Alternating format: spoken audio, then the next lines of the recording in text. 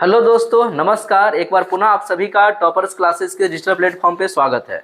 दोस्तों, जैसा कि पिछले क्लास में अपने लोग जो है क्लास 10th का जो बिहार बोर्ड है उसका जो मैथमेटिक्स है उसका पहला चैप्टर वास्तविक संख्या और वास्तविक संख्या में प्रश्नावली 1.1 जो है वो कल की क्लास में पिछले क्लास में अपने लोग कंप्लीट कर चुके थे 3 पार्ट में, है ना।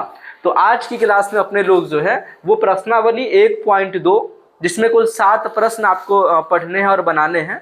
तो उनमें से आज जो भी हो पाएगा 1 2 3 कम से कम 3 क्वेश्चन जो है वो आज की क्लास में अपने लोग सॉल्व करेंगे और नेक्स्ट क्वेश्चन जो है अगले क्लास में सॉल्व करेंगे। तो चलिए शुरू करते हैं आज की क्लास। और यदि आप चैनल पर नए हैं तो चैनल को सब्सक्राइब कर लीजिए, अपने दोस्तों के पास क्लास को शेयर भी कीजिए। चलिए शुरू करते हैं आज की क्लास। देखिए, आज की क्लास में जो है वो अपने लोग जो क्लास 10 था उसका प्रश्नावली 1.2 जो वास्तविक संख्या का है उसका एक एक क्वेश्चन जो है सॉल्व करेंगे। जैसे पहला क्वेश्चन आप देख रहे हैं, ऐसे दूसरा क्वेश्चन, तीसरा क्वेश्चन, है ना। जो भी इस क्लास में हो पाएगा बाकी नेक्स्ट क्लास में करके 2 पार्ट में करके 1.2 को जो है वो सॉल्व कर लेंगे।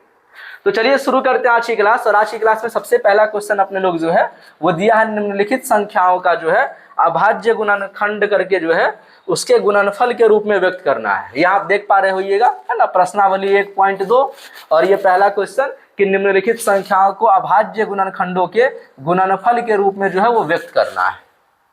तो अभी आपको हम सिखाएंगे किसी भी संख्या का अभाज्य गुणनखंड जो है वो कैसे करते हैं, उसके गुणनफल के रूप में कैसे लिखते हैं, वो आज की क्लास में आपको हम अच्छे से सिखा देंगे। और इसी अभाज्य गुणनखंड करके जो है अभाज्य गुणनखंड विधि से किसी भी 2 संख्याओं का या 3 संख्याओं का HCF एलसीएम कैसे निकालते हैं वो भी आज की क्लास में अपने लोग अच्छे से सीख लेंगे। तो जल्दी जल्दी आप लोग अपने दोस्तों के पास, अपने मित्रों के पास क्लास को शेयर कीजिए। देखिए, पहला क्वेश्चन है कि निम्नलिखित संख्याओं को अभाज्य गुणनखंड के गुणनफल के रूप में व्यक्त करना है और सबसे पहला दिया है 140। आइए इससे भी छोटा सा एक उदाहरण लेकर के हम लोग समझ लेते हैं जरा सा। जैसे मान लीजिए अगर 10 ही दिया होता कि 10 का अभाज्य गुणनखंड करके उसके गुणनफल के रूप में लिखना है तो कैसे करते। सबसे पहले 10 को लिख लेते और देखते 10 जो है वो किससे कटेगा, किसके पहाड़े में आएगा। पहले छोटे अंक से ट्राई करते हैं। जैसे 1 से तो करना ही नहीं है क्योंकि 1 से सारी संख्याएं जो है वो विभाजित हो जाती हैं। तो अपने लोग जब भी कोशिश करेंगे पहले 2 से करेंगे। तो देखिए 2 से लगाएंगे 5 बार में लग जाएगा 10। अब 5 तो लगेगा नहीं, यानी 10 को अपने लोग क्या लिख सकते थे, 2 गुने 5, यही इसका अभाज्य गुणनखंड के गुणनफल के रूप में हो गया। तो ऐसे ही करके 140, 156, 38, 25 और 5005, 74, 29 को बनाना है। तो आइए शुरू करते हैं, देखते हैं कैसे बनाएंगे इसको। सबसे पहले जो 140 है उसको कैसे बनाएंगे वो देखिए जरा आप लोग। तो देखिए सबसे पहला क्वेश्चन जो है वो है 140, है ना। तो देखिए 140 का जो है अभाज्य गुणनखंड के गुणनफल के रूप में हमको व्यक्त करना है। तो लिख लेंगे सबसे पहले 140 और 140 का अपने लोग यहाँ जो है वो अभाज्य गुणनखंड भी कर लेते हैं। देखिए 140 में 2 से लगाइएगा तो देखिए आपको 2 का पहाड़ा मान लेते हैं 70 बार तो पढ़ने नहीं आता होगा, लेकिन क्या करेंगे अपने लोग, जैसे 2 के पहाड़े में क्या 1 आएगा, नहीं आएगा क्योंकि 2 से 1 जो है वो छोटा है। फिर 2 अंक ले लीजिए, 1 पर 4 14। तो 2 के पहाड़े में 14 कितनी बार में आता है, 7 बार में, 2 सत्ते 14। अब फिर 0 है तो 0 दे देंगे, यानी 70 दूनी 140। ठीक, अब ऐसे ही 70 को भी देखेंगे, 70 जो है वो 2 से कितनी बार में लगेगा। आपको 70 नहीं आता छोड़ दीजिए, 2 के पहाड़े में 7 देखिए, या तो 7 आ जाए या उससे कम उसके आसपास जाएंगे। तो देखिए 2 तिया 6, 2 चौक 8 ज्यादा हो जाएगा, इसलिए 3 बार में लगाएंगे, 2 तिया 6। अब देखिए 7 में से 6 गया तो कितना बचा, 1, 1 पर 0 10, तो 2 पंचे 10, यानी 35 बार में, 35 दूनी 70। फिर 35 में देखेंगे कि ये 35 किससे लगेगा, क्या 35 जो है वो 3 से लगेगा, नहीं लगेगा। आपको हम विभाजता का नियम पढ़ा देंगे, परेशान ना होइए, क्योंकि 3 से वही संख्या कटता है जिनके अंकों का योग 3 से विभाजित होता हो। क्योंकि 5 और 3 8 है, तो 8 तो 3 के पहाड़ा में आता नहीं, मतलब 3 से 35 नहीं कटेगा। और जो संख्या 2 से नहीं कटा वो 4 से तो कट ही नहीं सकता। तो थोड़ा आगे चलेंगे, देखेंगे 5 से, क्योंकि 5 का नियम होता है जिसके भी इकाई स्थान पे 0 या 5 हो वो संख्या 5 से विभाजित हो जाएगी। 5 के पहाड़ा में 35 जो है वो 7 बार में, यानी 140 को अपने लोग 2 गुने 2 गुने 5 गुने 7 लिख सकते हैं। 140 को क्या लिख सकते हैं अपने लोग, तो 140 को अपने लोग जो है वो 2 गुने 5 गुने 7 ये लिख सकते हैं। अब चूंकि 2 जो है वो 2 बार आया है, तो अपने लोग लिखेंगे 2 का पावर 2 गुने 5 गुने 7, क्योंकि 5 भी एक बार 7 भी एक बार, यही अपना आंसर हो गया।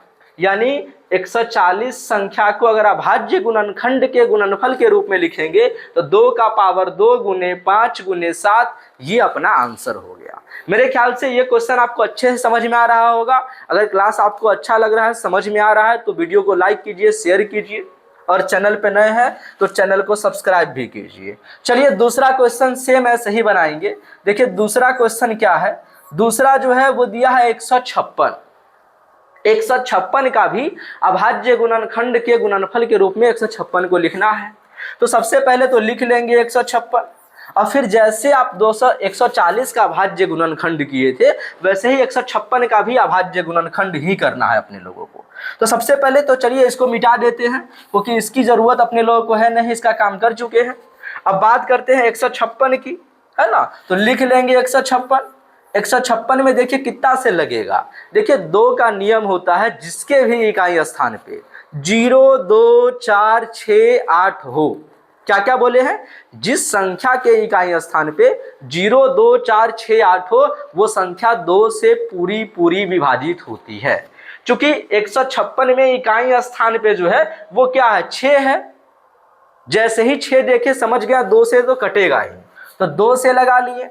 अब देखिए 2 के पहाड़ा में 1 को छोड़ दीजिए, 1 तो आएगा नहीं, 1 पर 5 15 को मान के चलिए, तो 2 सते 14, 2 8 16 ज्यादा हो जाएगा ना। तो 2 सते 14, 15 में से 14 गया तो 1, 1 पर 6 16, तो 2 8 16, यानी 78 बार में जो है ये 156 आ जाएंगे। अब 78 में लगाएंगे, कैसे करेंगे देखिए जरा।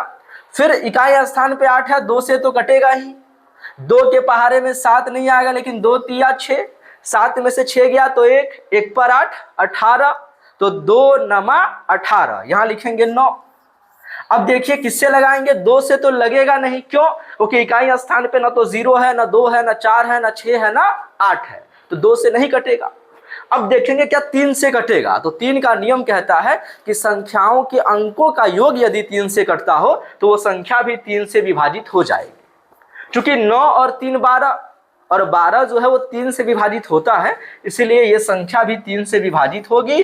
देखिए 3 एकम 3, 3 तिया 9।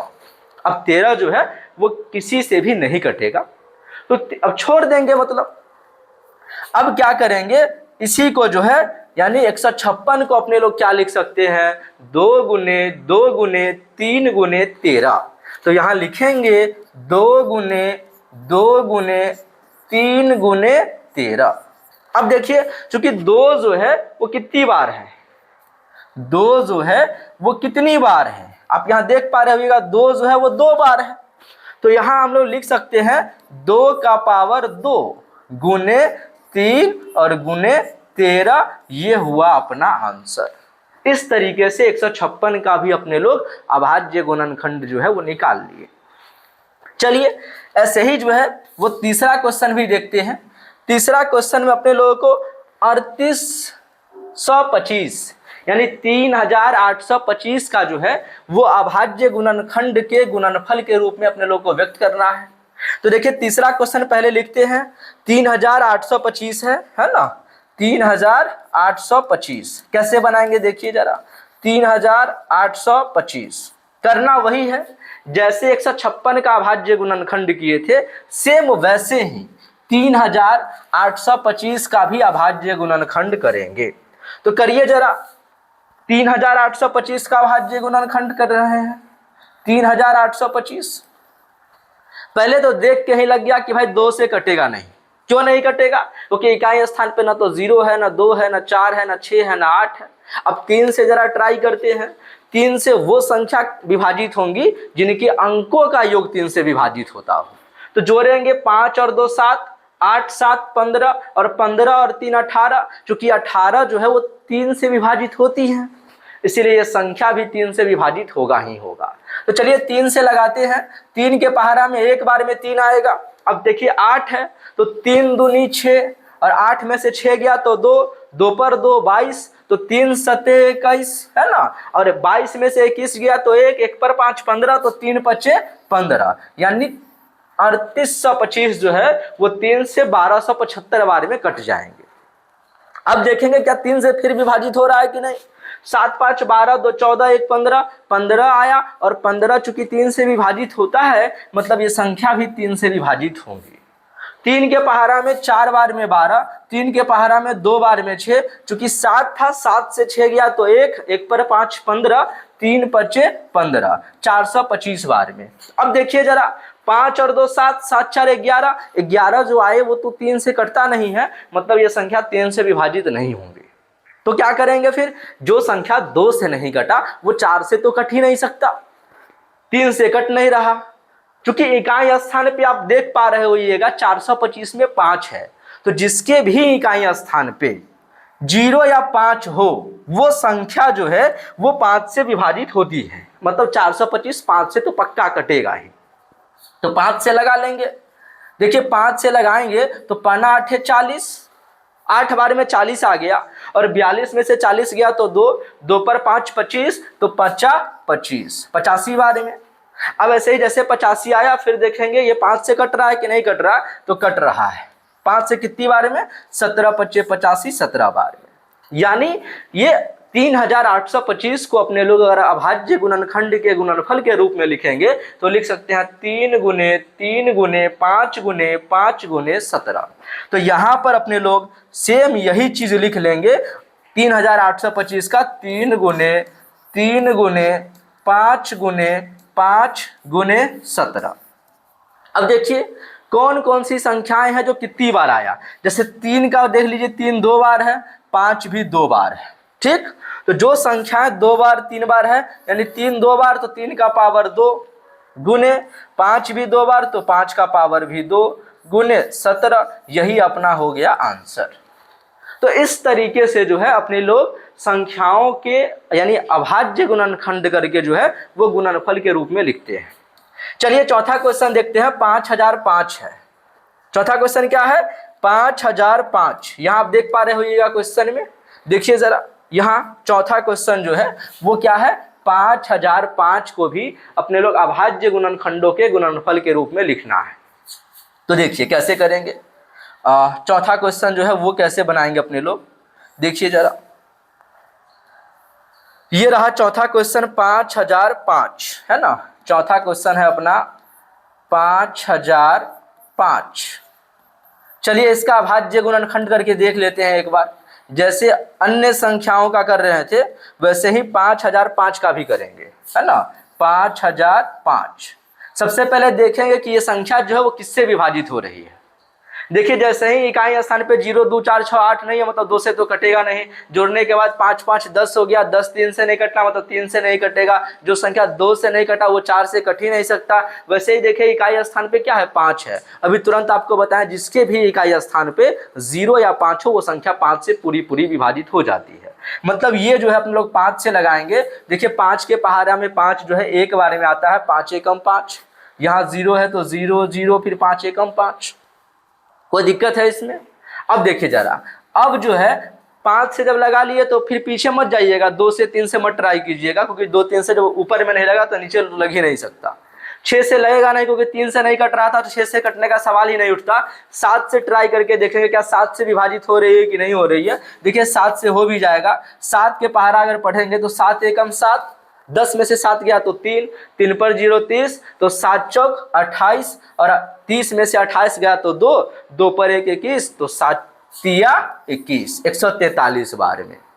अब देखिए जरा किससे लगेगा, क्या अब 7 से लगेगा, नहीं लगेगा, 7 दूनी 14 फिर 3 बच जाएंगे ना, तो 7 से नहीं लगा, क्या 9 से लग जाएगा। देखिए जरा 9 एकम 9, और 14 में से 9 जाएगा तो 5 फिर 53 है ना, तो क्या 9 के पहाड़ा में 53 आता है, नहीं आता है तो छोड़ देंगे। देखिए क्या जब 9 से नहीं लगा, 10 का तो नियम ही है कि जिसके भी इकाई स्थान पे 0 हो वही संख्या जो है वो 10 से लगेगा, 10 से तो लगेगा ही नहीं क्योंकि इकाई स्थान पे 3 है। 11 से ट्राई कीजिए, 11 एकम 11, 14 में से 11 गया तो 3, 3 पर 3 33, यानी 11 तिया 33, 13 बार में। यानी अपने लोग 5005 को क्या लिख सकते थे, 5005 को लिख सकते हैं अभाज्य गुणनखंड के गुणनफल के रूप में 5 गुने क्या लिख सकते हैं, 5 गुने 7 गुने 11 गुने 13, और यही जो है अपना आंसर हो गया।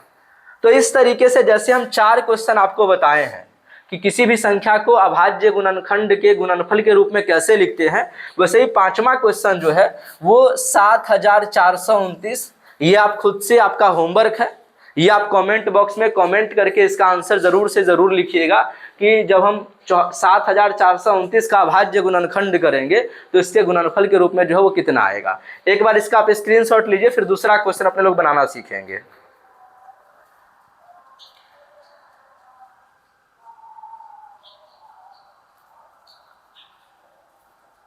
या फिर एक काम कीजिए, आप लोग जो है ये क्वेश्चन कमेंट बॉक्स में कमेंट करके बता दीजिएगा। दूसरा क्वेश्चन जो है नेक्स्ट वीडियो में अपने लोग सीखेंगे कि दूसरा क्वेश्चन जो है जिसमें आपको हम बताएंगे कि किसी भी दो संख्याओं का जो HCF है और LCM है वो कैसे निकालते हैं। और चूंकि अपने लोग यूक्लिड विभाजन से निकालना सीख चुके थे, तो नेक्स्ट क्लास में ही अपने लोग जो है इसको अभाज्य गुणनखंड विधि से जो है HCF और LCM निकालना सीखेंगे। साथ ही साथ उसका जांच करना भी सीखेंगे कि अपने लोग जो HCF और LCM बनाए हैं वो सही है कि गलत है। लेकिन आप लोग जो है ये जो 7429 आपको हम होमवर्क दिया है, ये कॉमेंट करके जरूर इसका आंसर बताइएगा कि इसके अभाज्य गुणनखंड के गुणनफल के रूप में क्या आएगा। तो मिलेंगे आपसे नेक्स्ट क्लास में, तब तक के लिए टेक केयर, बाय बाय।